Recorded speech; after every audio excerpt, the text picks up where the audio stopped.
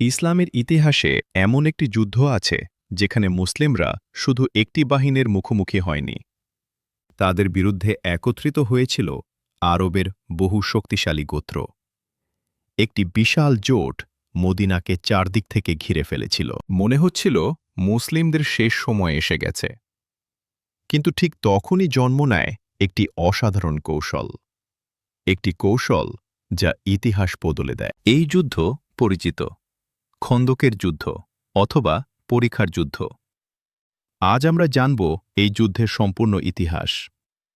ভিডিওটি শেষ পর্যন্ত দেখুন, লাইক দিন, চ্যানেলটি সাবস্ক্রাইব করুন। উহুদের যুদ্ধের পর মুসলিমরা একটি কঠিন সময় পার করছিল। যদিও মুসলিমরা টিকে ছিল, তবুও শত্রুরা মনে করেছিল এখনই মুসলিমদের ধ্বংস করার সুযোগ। মক্কার কুরাইশরা মুসলিমদের বিরুদ্ধে নতুন পরিকল্পনা করতে শুরু করে। মক্কার নেতারা বুঝতে পেরেছিল একাই মদিনা আক্রমণ করলে তারা সফল হবে না। তাই তারা সিদ্ধান্ত নেয় আরবের অন্যান্য গোত্রকে সঙ্গে নিয়ে একটি বড় জোট তৈরি করবে। এই জোট ইতিহাসে পরিচিত হয় আহজাব। যখন এই সংবাদ মদিনায় পৌঁছায়, মুসলিমরা উদ্বিগ্ন হয়ে পড়ে। শত্রুদের বাহিনী ছিল বিশাল, মুসলিমদের সংখ্যা ছিল তুলনামূলক কম।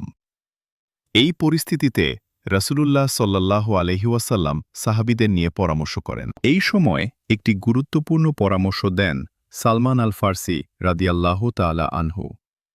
তিনি বলেন, মদিনার চারপাশে একটি বড় পরিখা খনন করা যেতে পারে। আরবের যুদ্ধ ইতিহাসে এটি ছিল একেবারেই নতুন কৌশল। রাসূলুল্লাহ সাল্লাল্লাহু আলাইহি ওয়াসাল্লাম এই পরিকল্পনা গ্রহণ করেন। তিনি সিদ্ধান্ত নেন মদিনার উত্তর দিকে একটি বড় পরিখা খনন করা হবে।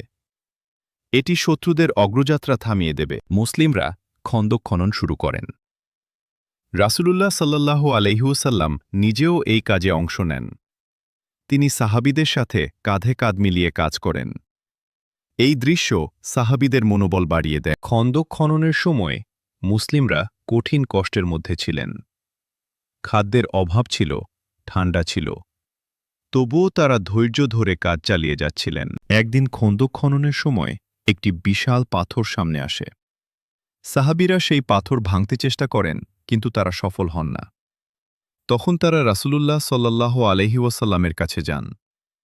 রাসূলুল্লাহ সাল্লাল্লাহু আলাইহি ওয়াসাল্লাম নিজ হাতে কুঠার তুলে নেন।